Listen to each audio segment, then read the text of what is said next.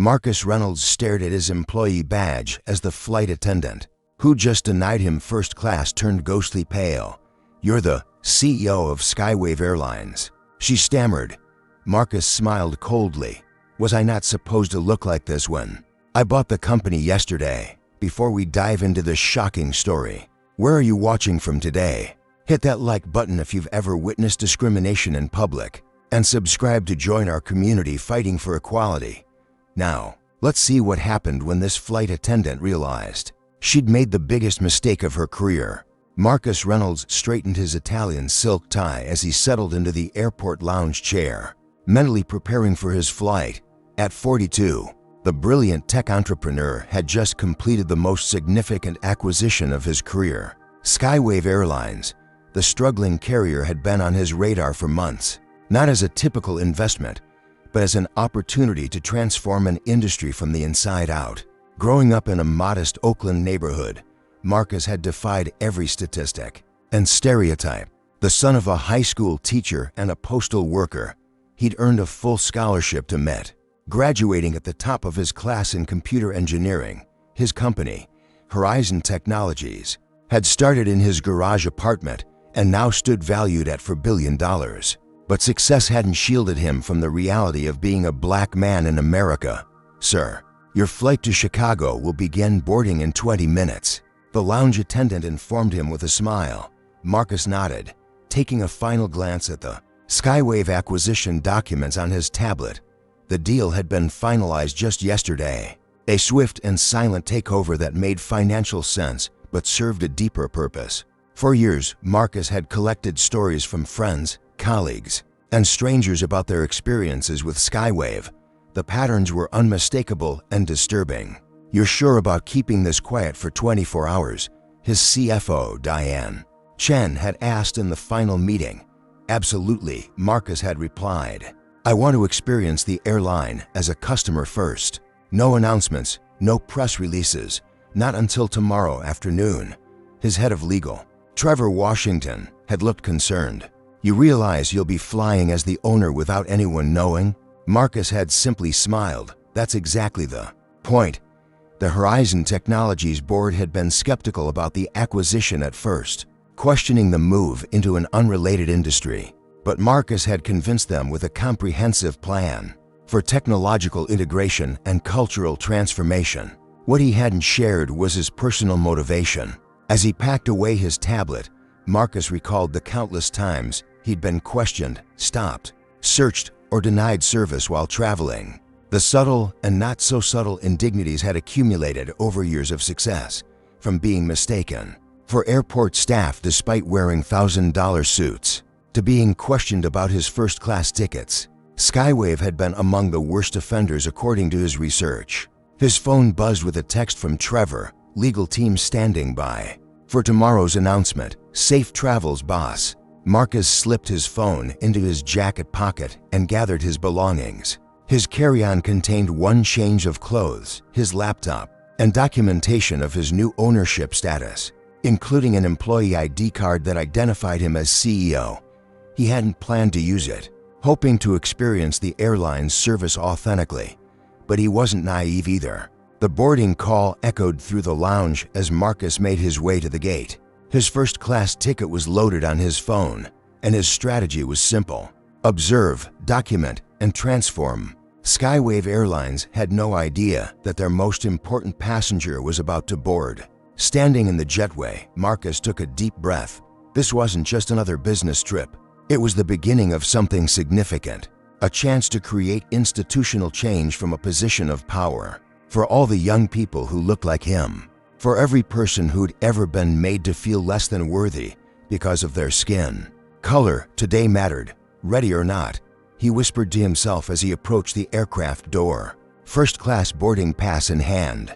The cabin of the Boeing 787 gleamed under soft lighting as Marcus approached the entrance. The familiar smell of recycled air and leather seats greeted him, along with flight attendant Veronica Wilkins, tall, blonde, and approximately in her mid-30s.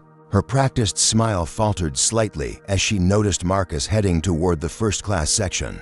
"Good afternoon," Marcus said, holding out his digital boarding pass. Veronica's eyes flicked from the phone screen to Marcus's face and back again. "May I see your ID as well, sir?" Marcus pulled out his driver's license and handed it over, maintaining his pleasant expression despite the familiar sinking feeling in his stomach. He'd been through this routine countless times before. "Marcus Reynolds," she read aloud, comparing the name to his boarding pass with unusual scrutiny. Her French manicured nail tapped against his license photo. "And you're seated in first class?" "Yes, to A," Marcus confirmed, his voice even. Veronica's lips pursed slightly. "One moment, please." She examined the boarding pass again, tilting the phone screen as if searching for some hidden flaw or error. Behind Marcus, several other passengers waited to board. A middle-aged white man in a navy suit sighed impatiently. "Is there a problem?" Marcus asked, conscious of the growing line behind him. "It's just that first class is already quite full," Veronica replied. Though Marcus knew the flight was only 70% booked in all cabins, including first class. "Are you sure? You didn't book economy?" The businessman behind Marcus was now checking his watch ostentatiously. Veronica noticed and smiled apologetically at him over Marcus's shoulder. "I'll be with you in just a minute, sir." Marcus felt heat rising in his neck but kept his voice calm. "I'm quite certain I booked first class. I always do. Perhaps there was a system error," Veronica suggested. "Our economy section is quite comfortable as well." The businessman behind Marcus stepped forward.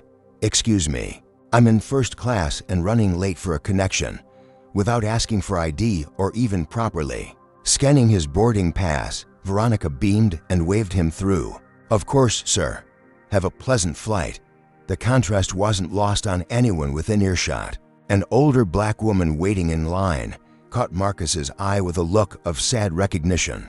"My boarding pass clearly states first class, seat to A," Marcus reiterated, pulling up the full reservation details on his phone.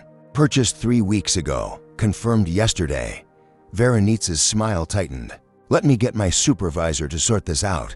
She picked up the cabin phone and spoke quietly. Moments later, a man in his 50s with a receding hairline and flight. Supervisor Stripes approached. His name badge read Michael Patterson. "What seems to be the issue here?" Patterson asked, addressing Veronica rather than Marcus. "This gentleman believes he has a first-class ticket," Veronica explained, emphasizing believes in a way that made Marcus clench his jaw. Patterson turned to Marcus with a practiced customer service expression. "Sir, may I see your boarding information?" Marcus displayed his phone once again, showing the clearly marked first-class designation and seat assignment. Patterson frowned slightly. "These tickets are quite expensive." Perhaps there was a confusion during booking. His tone suggested Marcus might have accidentally stumbled into a luxury beyond his means or understanding. "Did you perhaps win this ticket through a promotion or frequent flyer upgrade?" Veronica added helpfully. The implication was clear, and it wasn't new to Marcus. The question wasn't about his ticket. It was about whether someone who looked like him belonged in first class. By now, the boarding line had grown, with passengers craning their necks to see the cause of the delay. Marcus felt the familiar weight of being a spectacle, of having to justify his presence in spaces others entered without question. "No confusion, no promotion," Marcus stated firmly. "I purchased this ticket outright, as I do every week for business travel." Patterson and Veronica exchanged glances. "We're just trying to avoid any disappointment if there's been a mistake," Patterson explained with manufactured patience. "We can double-check at the gate, but for now, perhaps you could take your assigned economy seat so we can continue boarding." Marcus looked past them to the first-class cabin where several passengers, all white, were already settling in. He thought about the acquisition documents on his tablet, about the announcement scheduled for tomorrow, about the changes he planned to implement. Fighting this battle now would delay the flight for everyone and create exactly the kind of scene he'd spent his life avoiding. "Fine," Marcus said finally. "I'll sit in economy for now, but I expect this to be resolved immediately." As he turned toward the economy section, Marcus caught Veronica's relieved smile to Patterson. Little did they know this concession was temporary, and the consequences would be permanent. The economy cabin buzzed with pre-flight activities as Marcus made his way down the narrow aisle. Flight attendants stowed bags, passengers settled into their seats, and the usual choreography of a departing flight played out around him. Finding an aisle seat near the back, Marcus sat down and immediately opened his phone's notes app, documenting the interaction while it was fresh in his mind. Date, time, employee names, exact wording. He muttered to himself as his fingers moved across the screen. This wasn't just about one flight or one incident anymore. This was evidence. As Marcus typed, memories surfaced from throughout his life. The high school career counselor who suggested trade school despite his 4.0 GPA. The college professor who accused him of plagiarism because his paper was unexpectedly articulate. The real estate agent who showed him only homes in areas where he'd feel comfortable. Despite his 7-figure budget, the first-class flight attendant who asked if he was lost while he was finding his seat. A young, black flight attendant approached, organizing the overhead compartments nearby. His name badge read Jamal Williams, and he worked efficiently, helping passengers and checking seat belts. When he reached Marcus's row, he did a double take. "Excuse me, sir," Jamal said quietly. Leaning closer, "Aren't you Marcus Reynolds from Horizon Technologies?" Marcus looked up, surprised. "Yes, that's right." Jamal's face lit up with recognition and respect. "Sir, I saw you speak at the Tech Forward conference last year. Your talk on inclusive AI development changed my entire perspective on my computer science degree." "Thank you," Marcus replied, genuinely touched. "Always good to meet a fellow tech enthusiast." Jamal glanced at Marcus's economy seat with confusion. "Sir, I don't mean to overstep, but shouldn't you be in first class? Someone like you." The irony wasn't lost on Marcus. Here was the opposite assumption, that his success should grant him automatic access. 2 spaces others had just denied him. "Actually, yes," Marcus admitted. There was some confusion at boarding. Jamal's expression darkened with understanding. "Let me fix this for you, Mr. Reynolds. This isn't right." Before Marcus could respond, Jamal was already moving toward the front of the plane with purpose. Marcus watched as the young man spoke animatedly to a senior flight attendant. Gesturing back toward Marcus occasionally, Veronica appeared in the conversation, her body language defensive as she glanced down the aisle at Marcus. The discussion intensified, with Jamal appearing increasingly insistent. "Have you ever been in a situation where someone stood up for you when others wouldn't?" Type number 1 in the comments if you believe Jamal is doing the right thing by speaking up.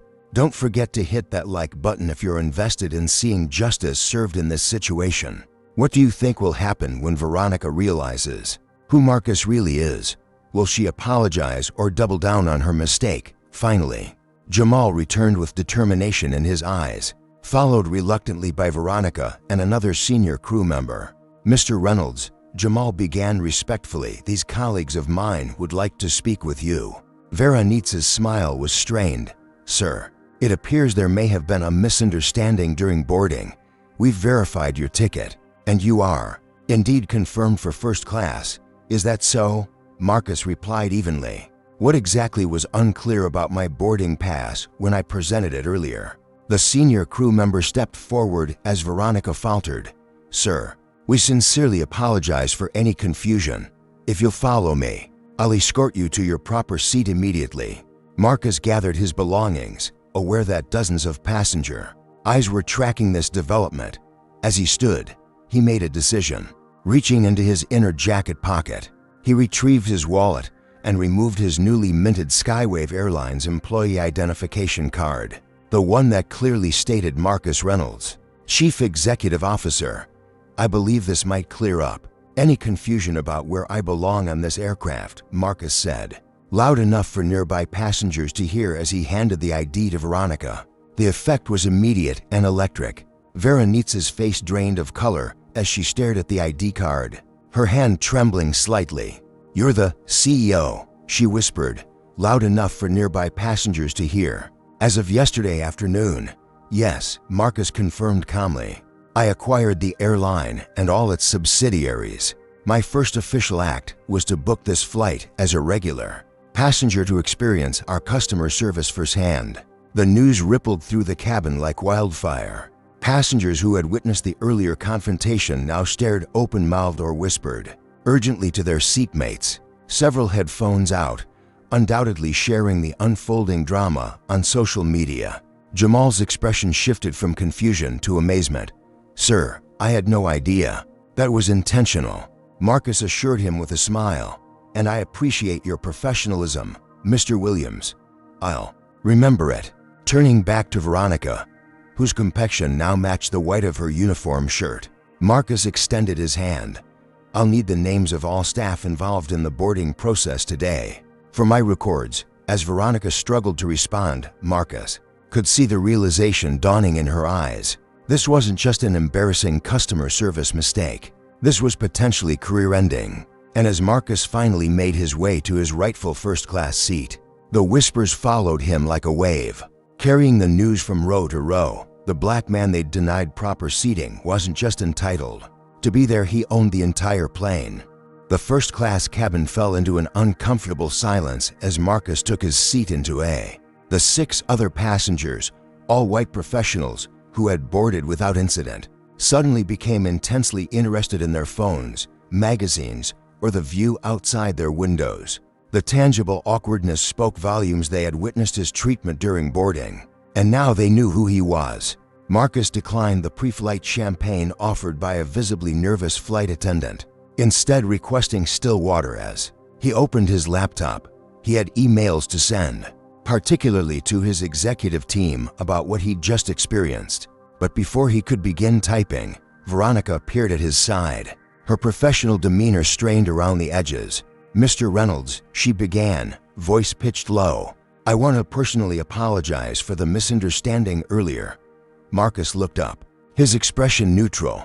Was it a misunderstanding, Ms. Wilkins? Or was it an assumption? It was simply protocol, she insisted, though her flickering gaze suggested otherwise. "We occasionally have passengers confused about their seating assignments, and I was trying to avoid any." She paused, searching for the right word. "Any what?" Marcus prompted. "Any confusion," she finished lamely. "Interesting that this protocol seems to apply selectively," Marcus observed. "I noticed several other first-class passengers boarded without having their IDs checked or tickets questioned." A flush crept up Veronique's neck. "I assure you, we treat all our premium passengers with the same level of service." "I'd like to discuss that assertion further," Marcus replied calmly. "Please inform the captain and senior cabin crew that I'd like a brief meeting in the forward galley." After takeoff, Veronique's professional smile faltered. "Sir, the captain is quite busy with pre-flight procedures, and I'm aware of standard protocols." "Ms. Wilkins," Marcus interrupted, "I've just spent 3 months studying every aspect of this airline's operations. Before acquiring it, the captain will make time for the CEO." Without waiting for her response, Marcus returned his attention to his laptop, effectively dismissing her. Veronica retreated, and Marcus could hear her urgent whispers to other crew members. In the galley, 30 minutes later, after a smooth takeoff and the seatbelt sign being turned off, a knock came on the partition near Marcus's seat. Captain James Henderson stood there, a tall man with salt and pepper hair and the confident bearing of someone with thousands of flight hours under his belt. "Mr. Reynolds," he began formally, "I understand you've recently acquired Skywave. Welcome aboard." "Sir, thank you, Captain Henderson," Marcus replied, closing his laptop. "I'd appreciate a few minutes with your senior crew." The captain nodded, though a flicker of concern crossed his face. "Of course, the forward galley should give us some privacy." In the cramped galley space, Marcus found himself facing Captain Henderson, the purser, a flight attendant named Robert, and a visibly uncomfortable Veronica. Marcus wasted no time. "I want to be clear about what happened during boarding," he began. "I presented a valid first-class ticket and was questioned, doubted, and ultimately directed to economy seating, while white passengers received no such scrutiny." Captain Henderson's expression tightened. "Mr. Reynolds, if there was any confusion during boarding, this wasn't confusion, Captain," Marcus stated firmly. "This was discrimination, and it reflects a pattern I've been tracking across this airline for years." "That's a serious accusation," the captain replied, straightening to his full height. "It is." Marcus agreed, "and one I can substantiate with data." Before acquiring Skywave, my team analyzed customer complaints across all major airlines. Skywave has a disturbing pattern of incidents involving passengers of color in premium cabins. Veronica interjected, her voice tight. "Sir, if I may, you seemed agitated during boarding, and I was concerned about Ms. Wilkins." Marcus cut her off. "I have the footage from my body camera." He tapped the small, almost invisible device clipped to his tie. "I record all business interactions as a matter of personal policy, given my experiences. Would you like me to play back our exchange to refresh your memory about who was agitated?" The color drained from Veronica's face. "That won't be necessary," Captain Henderson interjected. "Mr. Reynolds, as captain of this aircraft, I take full responsibility for my crew's actions. If Ms. Wilkins acted inappropriately, this isn't about one crew member," Marcus clarified. "It's about systemic issues that start at the policy level and permeate through training and culture. That said, Ms. Wilkins's actions today will have specific consequences." He turned to face Veronica directly. "I've reviewed the Skywave employee handbook during my due diligence. Section 18.3 specifically addresses discriminatory behavior toward passengers. Are you familiar with that section, Ms. Wilkins?" She swallowed hard. "Generally, yes. It states that employees engaging in discriminatory behavior are subject to immediate suspension pending investigation," Marcus continued. "As CEO, I'm informing you that you are suspended, effective immediately upon landing." "You can't do that," Veronica protested, her professional veneer cracking entirely. "You can't just walk onto a plane and start firing people because you had to wait a few minutes to be seated." Robert, the other flight attendant, took a small step away from Veronica, clearly wanting to distance himself from her outburst. "Ms. Wilkins," Marcus said evenly, "I'm not suspending you because I had to wait. I'm suspending you because you violated company policy and federal aviation regulations regarding equal treatment of passengers, and I haven't fired you yet." Captain Henderson cleared his throat. "Mr. Reynolds, while I respect your position as CEO, making staffing changes mid-flight could impact our service." "I understand, Captain," Marcus nodded. "Ms. Wilkins will complete this flight. Her suspension begins upon landing, at which point I'll have HR representatives waiting to begin the formal review process." The purser, who had remained silent until now, spoke up. "Sir, for what it's worth, there have been previous incidents with Ms. Wilkins." Veronica's head snapped toward the purser. "Lucy, that's completely unprofessional." "No, Veronica," Lucy replied firmly. "What's unprofessional is how you've treated certain passengers for years." While management looked the other way, the dynamic in the small galley had shifted palpably.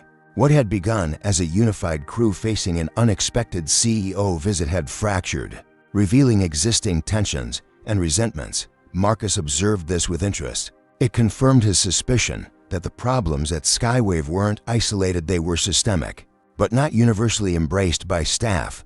There were allies for change within the ranks. "Thank you for your candor," Marcus told Lucy before addressing the entire group. "Let me be absolutely clear about my vision for Skywave. This airline will become the industry leader in equitable treatment and inclusive customer service. Those who can't adapt to that vision won't have a place in the company I'm building." As Marcus returned to his seat, he could feel the weight of what he'd just done. He hadn't planned to take such decisive action on day one, but sometimes leadership meant seizing moments of clarity when they presented themselves. The transformation of Skywave Airlines had officially begun at 35,000 feet above the American heartland. The remainder of the flight proceeded with a surreal tension. Word had spread throughout the aircraft about Marcus's true identity and the confrontation in the galley. Passengers whispered among themselves, occasionally stealing glances at both Marcus and Veronica, who continued her service duties with rigid professionalism and a noticeably pale complexion. Marcus's phone buzzed with a notification. Despite the aircraft's Wi-Fi, news was already breaking about the Skywave acquisition. His PR team had planned a controlled rollout for tomorrow.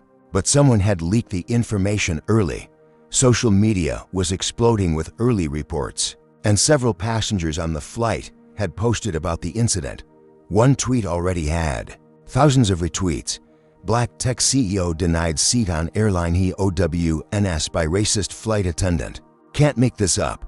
Hashtag Skywave shakeup. Marcus sighed and made a call to his communications director. Alicia, I see the news is out. It's everywhere. Marcus, she replied, tension evident in her voice. What happened? We had the announcement scheduled for tomorrow. There's been an incident on my flight, Marcus explained quietly, aware of listening ears around him. I'll need you to prepare a statement addressing both the acquisition and a commitment to transforming Skywave's culture, and contact HR. I've suspended a flight attendant for discriminatory behavior. Already? It's been less than 24 hours. Sometimes the universe offers clarity, Marcus replied. I'll fill you in completely when we land. For now, work on that. Statement. Focus on forward-looking change, not punitive measures. As he ended the call, Marcus found himself reflecting on his journey to this moment. 10 years ago, when seeking initial funding for Horizon Technologies, he'd faced rejection after rejection from venture capitalists who couldn't seem to envision a black founder building a multi-billion-dollar tech company. One particularly memorable rejection came after a pitch where the investor had loved his ideas, but suggested he find a different CEO to be the face of the company. Instead of giving up, Marcus had found creative funding solutions and built Horizon his way. With diversity embedded in its DNA, the company now boasted one of the most inclusive workforces in tech, with retention rates that were the envy of Silicon Valley. His thoughts were interrupted by a hesitant tap on his shoulder. Jamal Williams, the young flight attendant who had recognized him earlier, stood there with an uncertain expression. Mr. Reynolds, I hope I'm not overstepping, but I wondered if I might have a word. Of course. Jamal, have a seat.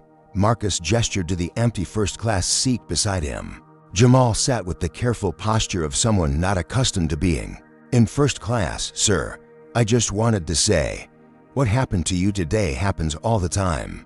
Most of us just don't have the power to do anything about it. I'm aware, Marcus nodded. And that's precisely why I'm here. Some of the crew are pretty nervous now, Jamal continued. But others, well, some of us have been waiting for someone to finally address these issues. Tell me more, Marcus encouraged, sensing an opportunity. Over the next 15 minutes, Jamal provided insights that no amount of corporate due diligence could have uncovered. He described how certain crew members, including Veronica, routinely provided different levels of service based on passengers' race or perceived status, how complaints were filed but mysteriously disappeared, how black crew members were often assigned to economy while white crew members got preferred first-class routes with better tips. Ms. Wilkins has been reported at least 7 times that I know of, Jamal explained. Nothing ever happens. Meanwhile, in another part of the plane, Veronica was attempting to rally support among her colleagues. Marcus could see her in intense conversation with other crew members, occasionally glancing in his direction, but her efforts appeared to be yielding mixed results. Some nodded in agreement, while others distanced themselves from the conversation. The aircraft's intercom crackled. This is Captain Henderson speaking. We're beginning our initial descent into Chicago. Flight attendants, prepare the cabin for arrival. As the announcement ended, Veronica made her way toward Marcus, composure restored and a determined look in her eyes. Mr. Reynolds, she began with practiced politeness. I want to apologize again for the misunderstanding earlier. I've been with Skywave for 12 years with an exemplary record, and I hope you'll reconsider your decision regarding my suspension. Marcus regarded her steadily. Ms. Wilkins, you've had multiple complaints filed against you for similar behavior. This wasn't an isolated incident or a misunderstanding. Veronitz's eyes widened. That's private employee information. How could you possibly know that already? I'm thorough, Ms. Wilkins. Before acquiring an airline, I investigate all aspects of its operation, including patterns of customer complaints and internal issues. Before Veronica could respond, Lucy approached. Veronica, we need to complete the landing preparations. As Veronica reluctantly departed, Captain Henderson emerged from the cockpit for a brief moment, making his way to Marcus's seat. "Mr. Reynolds, may I have a word?" he asked quietly. Marcus nodded, and the captain continued in a low voice. "I want you to know that not everyone at Skywave shares the attitudes you encountered.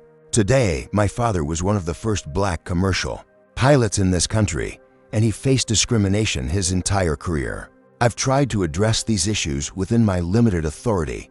The revelation surprised Marcus. "I appreciate your candor, Captain Henderson. I've documented problems before, but previous management," he trailed off meaningfully. "Let's just say I'm cautiously optimistic about the changes you might bring." As the aircraft began its descent into Chicago, Marcus made notes on his tablet. What had begun as an undercover fact-finding mission had evolved into something far more significant. He'd expected to gather data for future changes, but instead found himself in the middle of a watershed moment for the company. The plane banked gently, revealing the Chicago skyline through the window. As they descended toward O'Hare International Airport, Marcus knew that the world waiting on the ground had already changed. What he hadn't anticipated was how many people within Skywave itself seemed ready, perhaps even eager for that change. The wheels of the Boeing 787 touched down at O'Hare International Airport with a gentle thud, the reverse thrusters roaring as the aircraft decelerated along the runway. Marcus gazed out the window, surprised to see several news vans parked near the terminal.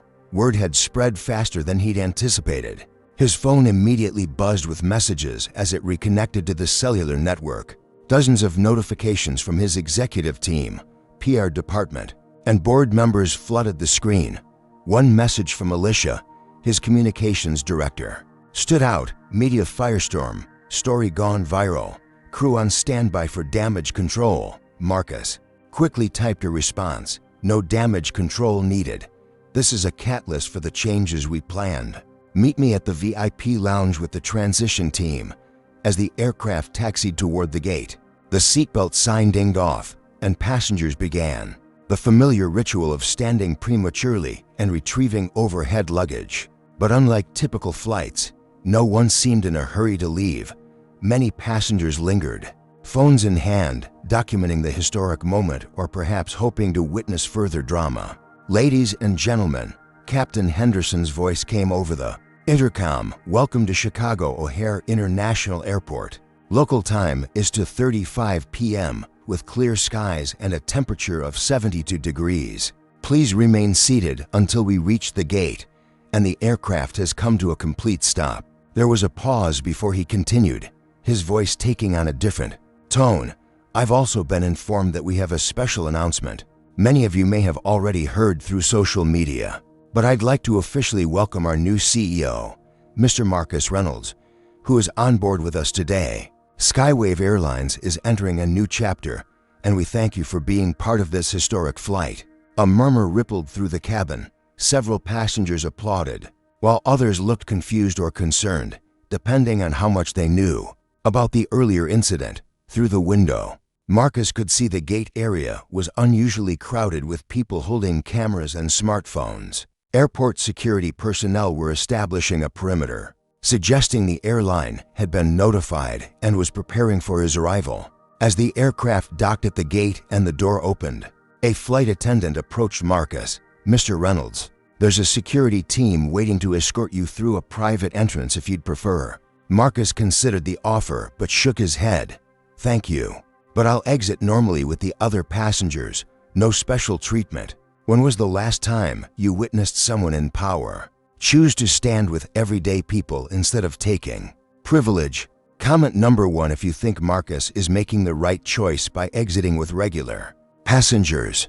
Hit that like button if you're eager to see how Veronica faces the consequences of her actions. Will the media capture what happens next, or will Marcus handle the situation privately? As Marcus prepared to disembark, he noticed Veronica standing rigidly by the exit, required by protocol to bid passengers farewell. Their eyes met briefly, hers filled with a mixture of defiance and fear. Behind her, visible through the jet bridge windows, Marcus could see his chief of staff, Trevor Washington.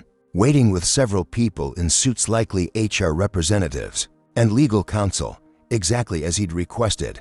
Marcus took his time gathering his belongings, allowing most first-class passengers to exit ahead of him. As he finally approached the door, Veronica spoke through a tight smile. "Thank you for flying with Skywave, Mr. Reynolds. This isn't over, Ms. Wilkins." Marcus replied quietly, "But what happens next depends largely on you." As Marcus stepped into the jet bridge, the sound of camera shutters clicked rapidly. Several journalists called out questions, held back by airport security, but persistent nonetheless. "Mr. Reynolds, is it true you were discriminated against on your own airline?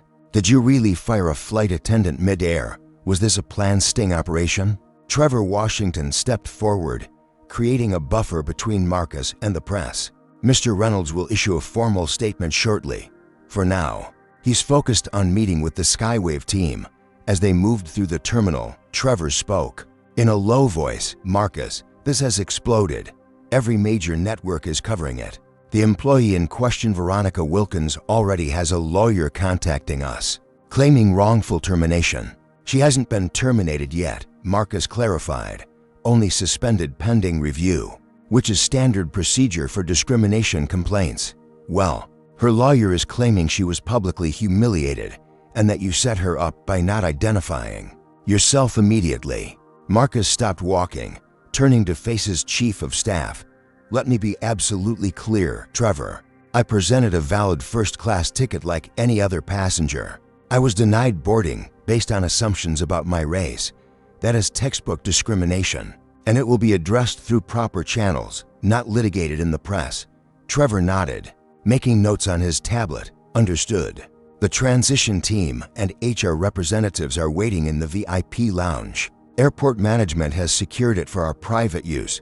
As they continued walking, Marcus noticed Jamal Williams being interviewed by a reporter near a coffee shop. The young flight attendant spotted Marcus and gave a respectful nod. When they reached the VIP lounge, Marcus found a room full of expectant faces. His executive team from Horizon Technologies sat on one side of a long conference table, while several Skywave executives occupied the other side, looking considerably less comfortable. Among them was Victor Pearson, Skywave's outgoing CEO, a man in his 60s with a reputation for cost-cutting and maintaining the status quo. His expression was unreadable as Marcus entered. "Well," Pearson said, standing to offer his hand, "this isn't exactly how we planned the transition announcement." "No," Marcus agreed, shaking his hand firmly, "it's better. Nothing illustrates the need for change like experiencing the problem firsthand."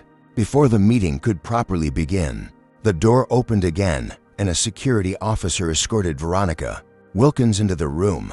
Her lawyer, a sharp-faced woman in a charcoal suit, followed closely behind. "Mr. Reynolds," the lawyer began immediately, "my client has been subjected to public humiliation and career-threatening actions without due process.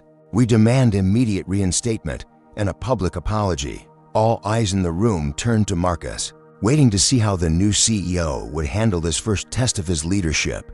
The transformation of Skywave Airlines hung in the balance, with the world quite literally watching through the windows of social media.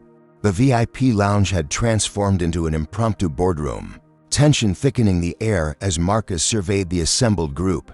On one side sat his trusted team from Horizon Technologies, innovative, diverse, and aligned with his vision.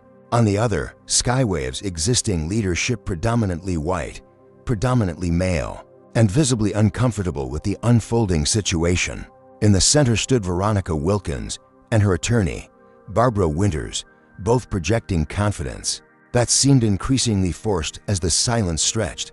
"Ms. Winters," Marcus finally said, his voice calm and measured, "your client hasn't been terminated. She's been suspended pending investigation in accordance with Skywave's own policies regarding discrimination complaints." "Discrimination," Victor Pearson, the outgoing CEO, interjected with a dismissive wave. "Surely this is just a misunderstanding about seating assignments. These things happen all the time, do they?" Marcus replied, turning to his chief data officer, Aisha, "Would you please share the findings from our pre-acquisition analysis?" Aisha Chen nodded and connected her tablet to the room's display screen. A series of graphs appeared, showing complaint data across major airlines categorized by type, severity, and resolution rate. Over the past 5 years, Aisha explained, Skywave has received 347 formal complaints specifically citing racial discrimination. That's 68% higher than the industry average. Of those complaints, only 12 were formally investigated, and none resulted in disciplinary action. The Skywave executives shifted uncomfortably as more data appeared on screen.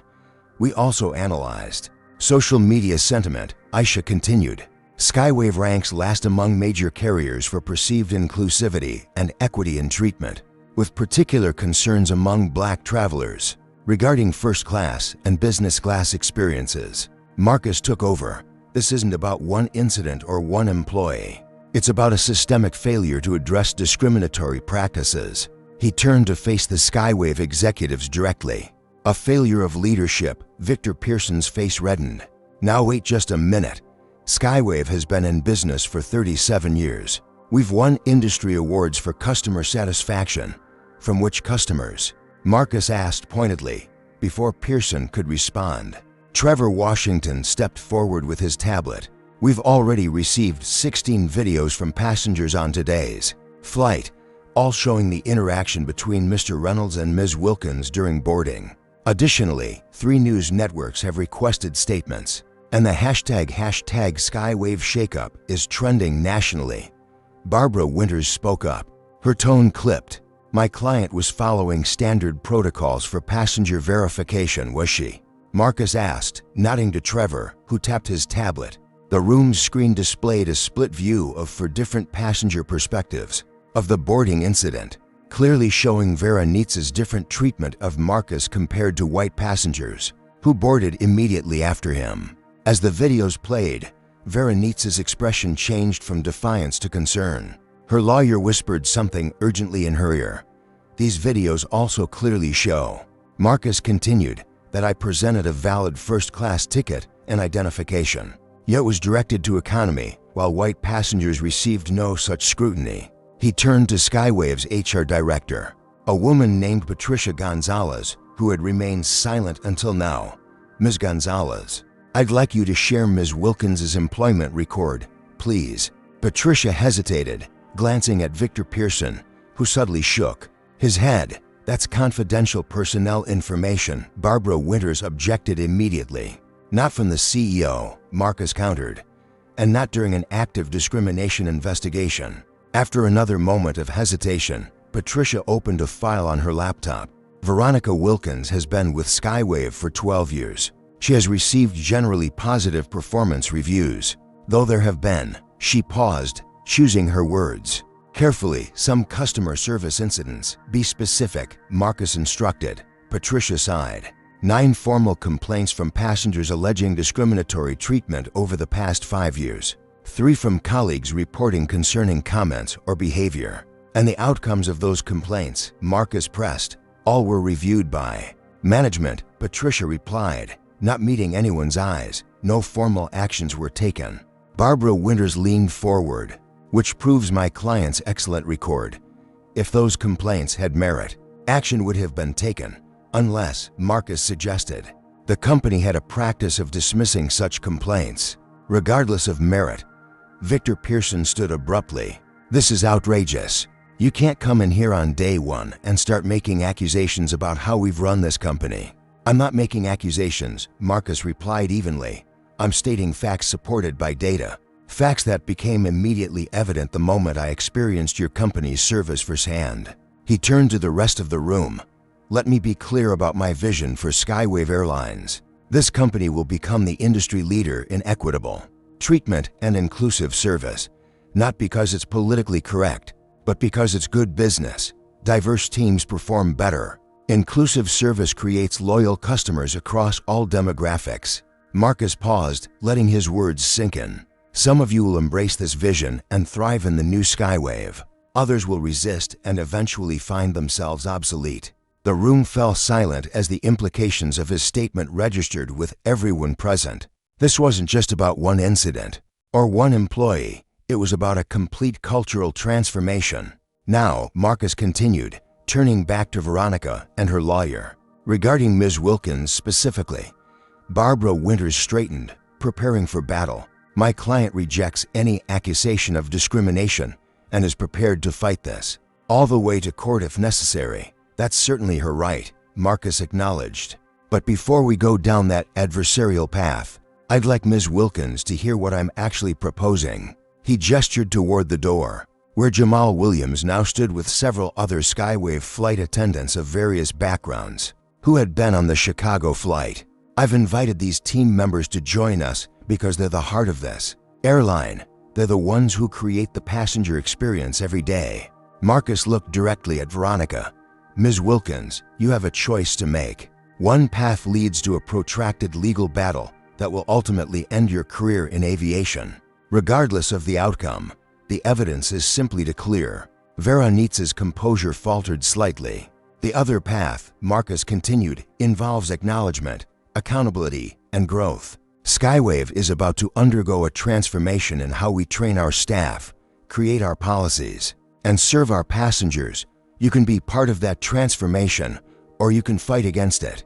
The choice is yours. Barbara Winters leaned in to whisper something to Veronica, but for the first time since entering the room, Veronica seemed to be considering her options beyond legal maneuvering. As the reality of her situation became clear, the dynamics in the room shifted once again. This wasn't just about punishment, it was about possibility. And as Marcus outlined his vision for a transformed Skywave Airlines, even some of the most skeptical executives began to listen with new interest. The confrontation that had begun at 35,000 feet was evolving into something more nuanced on the ground, a catalyst for change that would ultimately affect far more than one flight attendant and one passenger. Veronica Wilkins entered the boardroom for the second time that afternoon, with considerably less confidence than before.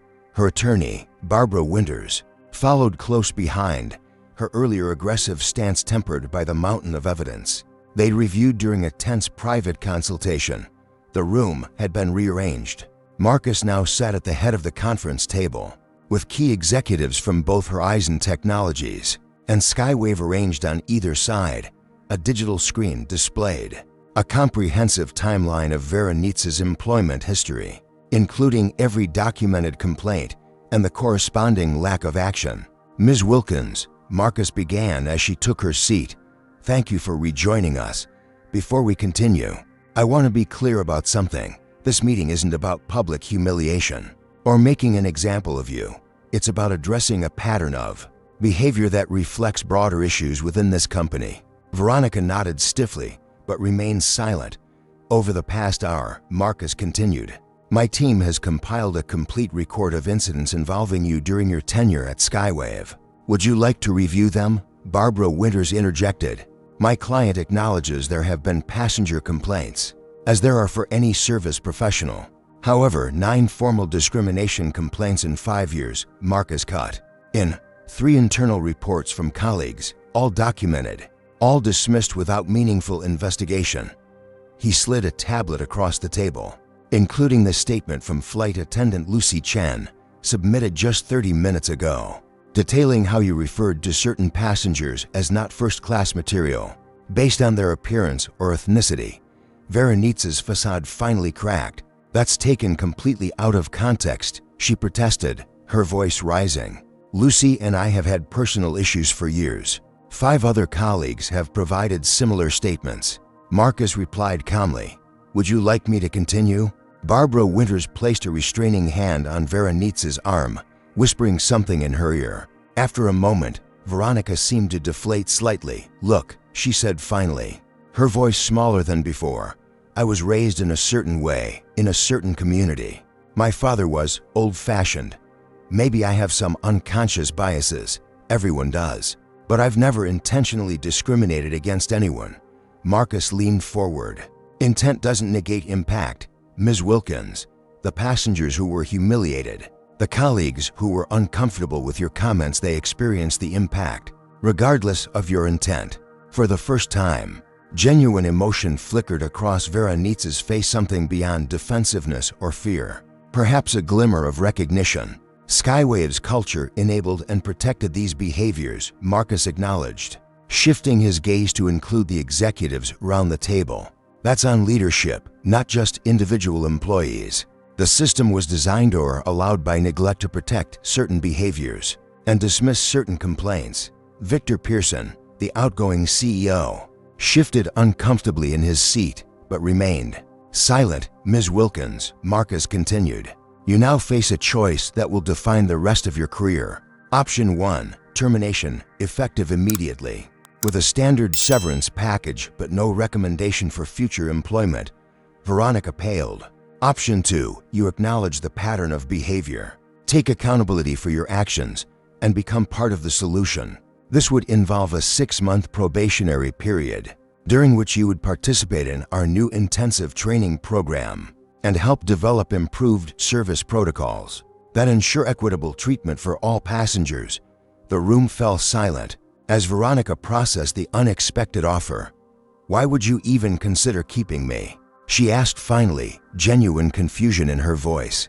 Marcus's expression softened slightly as he remembered his own experience decades ago. As a young engineer, at his first tech company, he'd made a serious coding error that could have cost the company millions. Instead of firing him, his mentor had seen potential where others saw only failure. Because sometimes, Marcus replied, the people who have been part of the problem have unique insights into creating solutions. And because I believe in second chances when they're accompanied by genuine change. Veronica glanced at her lawyer, who gave a subtle nod. If I choose option 2, Veronica asked cautiously, what exactly would that involve? Marcus nodded to Aisha Chen, who brought up a new presentation on the screen. We're implementing a comprehensive transformation program across Skywave. All employees will participate in baseline training, but we're also creating a special task force to help design new service protocols and training materials.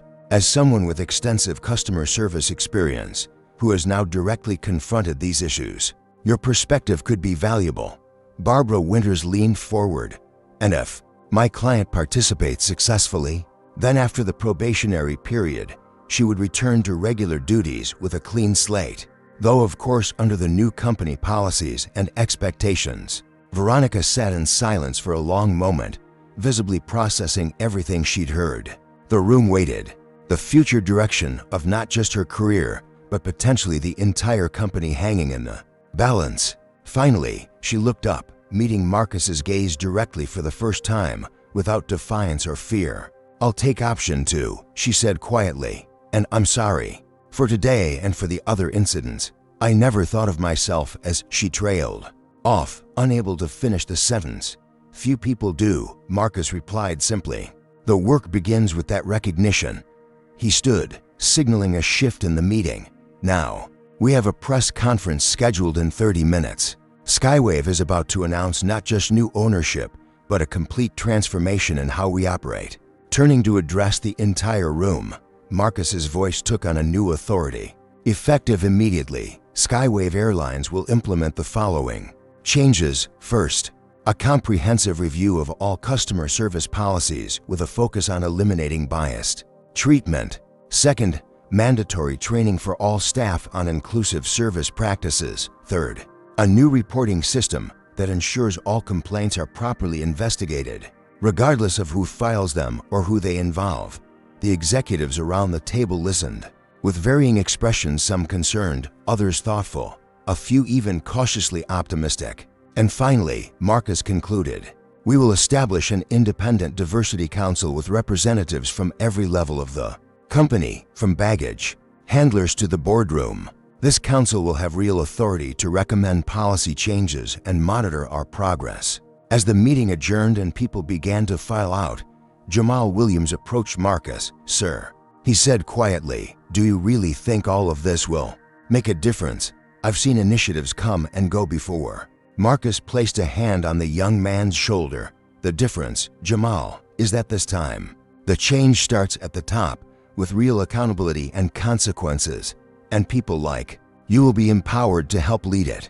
As they exited the VIP lounge toward the waiting press conference, Marcus knew that the transformation of Skywave Airlines was just beginning.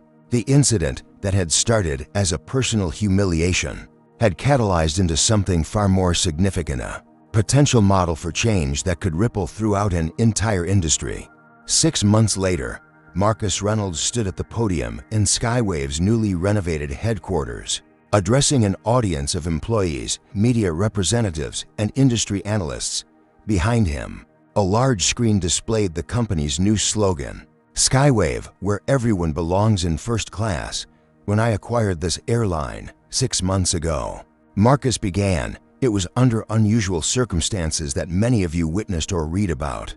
What began as a personal experience of discrimination became a catalyst for transformation that has exceeded even my optimistic expectations." The audience listened attentively as Marcus continued. "Today, I'm proud to share that Skywave's customer satisfaction ratings have increased by 24%. Employee retention has improved by 18%, and most significantly, complaints about discriminatory treatment have decreased by 92%. Applause rippled through the crowd. "These aren't just statistics," Marcus emphasized. "They represent real people having better experiences, both as passengers and as team members. They represent a fundamental shift in how we operate as a company." Marcus gestured to a diverse group seated in the front row. Skywave's newly formed Inclusion Council, comprising employees from every level of the organization. This transformation wasn't accomplished through top-down mandates alone. It required the expertise, experience, and commitment of people throughout the company who believed we could do better. Among those seated in the front row was Veronica Wilkins. The past 6 months had changed her profoundly. After initially struggling with defensiveness during the intensive training program, she had experienced what she later described as a personal awakening about her own biases and their impact on others. Now, as the head of Skywave's new passenger advocacy program, she worked directly with customers who experienced service issues, ensuring their concerns were properly addressed. Her personal experience with accountability had transformed her into one of the company's most effective advocates for change. "I'd like to share a few specific changes we've implemented," Marcus continued. "First, our hiring practices now include blind resume reviews and diverse interview panels, resulting in a 32% increase in workforce diversity across all levels." He clicked to the next slide. "Second, all employees complete our comprehensive Sky for All training program, which addresses unconscious bias, inclusive communication, and equitable service. This isn't a what-I'm seminar, but an ongoing professional development initiative." Another click. "Third, we've implemented a transparent complaint resolution system where passengers can track the investigation and resolution of any service issues they report. This accountability has dramatically improved both customer trust and employee performance." Marcus paused, looking out at the assembled crowd. "But perhaps the most powerful change has been in our company culture. Skywave is becoming a place where everyone, regardless of race, gender, age, or background, can thrive professionally and feel valued for their contributions." In the audience, Captain James Henderson nodded in agreement. He had become one of Marcus's strongest allies in the transformation, using his respected position to influence other longtime employees who were initially resistant to change. "I'd now like to introduce someone with a unique perspective on our journey," Marcus said. Stepping aside from the podium, Veronica Wilkins, who has transformed her own career while helping transform our company. As Veronica took the stage, murmurs rippled through the audience. Many recognized her as the flight attendant from the viral incident 6 months ago. "Thank you, Mr. Reynolds," she began, her voice steady despite her evident nervousness. "6 months ago, I was at the center of an incident that forced me to confront uncomfortable truths about myself and the company culture I was part of." She took a deep breath before continuing. "I could have lost my job that day, and looking back, I would have deserved to. Instead, I was offered an opportunity to be part of the solution. That journey hasn't been easy. It required acknowledging biases I didn't want to see in myself and understanding how they affected others." Veronica glanced at Marcus with genuine gratitude. "Today, I work with a team that helps ensure every passenger has an equitable experience. The most powerful part of my job is helping other employees recognize and address their own biases before they impact our passengers. When someone shares their experience of discrimination, I no longer become defensive. I listen, I learn, and I help create change. As Veronica returned to her seat amid supportive applause, Marcus stepped back to the podium. Skywave's transformation isn't complete, he acknowledged. This is an ongoing journey, but we're committed to creating an airline where everyone truly belongs. After the presentation, as attendees mingled during the reception, Marcus found himself approached by a young black woman in a college sweatshirt. "Mr. Reynolds," she said, extending her hand. "I'm Tanya Washington, journalism major at Northwestern. I'm writing a feature on corporate transformation for our university paper. May I ask you something off the record?" "Of course," Marcus replied with a smile. "That day on the plane, did you plan it? Was it a setup to expose discrimination?" At the airline, Marcus chuckled and shook his head. "Not at all. I genuinely wanted to experience the airline anonymously before announcing the acquisition. What happened was unfortunately common for many black travelers. It just happened to occur." With the new CEO as the passenger, Tanya nodded thoughtfully. "It's rare to see real change come from these incidents. Usually, there's an apology, maybe some training, and then everything goes back to normal. What made this different?" Marcus considered her question carefully. "I think it was having the power to demand accountability, combined with a genuine commitment to systemic change rather than symbolic gestures. It wasn't enough to address one incident or one employee. We had to transform the entire culture." As the young journalist thanked him and moved away, Marcus gazed around the room at the transformed company he now led. The journey had begun with a painful personal experience, but it had evolved into something far more significant, a model for how corporations could address deep-seated issues of bias and discrimination with more than just words. In the corner of the room, he spotted Jamal Williams, now promoted to customer experience manager, engaged in animated conversation with several industry representatives nearby. Captain Henderson was mentoring a group of diverse pilot trainees from Skywave's new scholarship program, and across the room, Veronica Wilkins was speaking with a reporter, her expression earnest as she described her personal journey of accountability and growth. 6 months ago, a single incident on a flight had exposed painful truths about an airline's culture. Today, that same incident had catalyzed transformation that extended far beyond one company, inspiring changes throughout an industry long overdue for reform. As Marcus prepared to board another Skywave flight the following morning, this time as the publicly recognized CEO, he reflected on how a moment of discrimination had ultimately created an opportunity for lasting change. The journey wasn't over, but Skywave was well on its way to becoming the kind of company where everyone truly could belong. In first class, have you ever witnessed a company truly transform after being called out for discrimination? Share your experiences in the comments below. If you believe more businesses should follow Skywave's example of meaningful change, rather than empty gestures, hit that like button to spread this message. Subscribe for more stories of transformation and accountability in the corporate world. And share this video with someone who needs to see what real change looks like. Thank you for joining us. On this journey together, we can create a world where everyone belongs in first class. This powerful story reminds us that real change requires both power and purpose. Marcus Reynolds didn't just identify discrimination. He used his position to create systemic transformation. The lesson isn't about catching people in wrongdoing, but about recognizing how biases become embedded in organizational cultures when left unchallenged. True leadership means offering accountability with opportunity for growth. By giving Veronica a path to redemption through acknowledgement and change, Marcus demonstrated that addressing discrimination isn't just about punishment, but about transformation. The story also highlights how discrimination persists because systems protect it.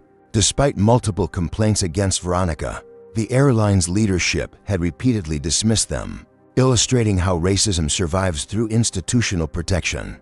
Perhaps most importantly, this narrative shows that meaningful change requires more than symbolic gestures. Real transformation demands new policies, training, accountability systems, and cultural shifts, all backed by leadership that truly commits to equity.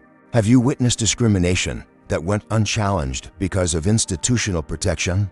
Share your experiences in the comments below.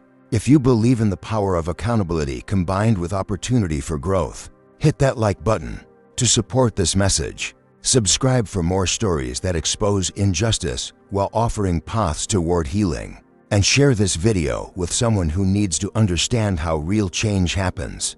Together, we can build environments where everyone is treated with the dignity they deserve.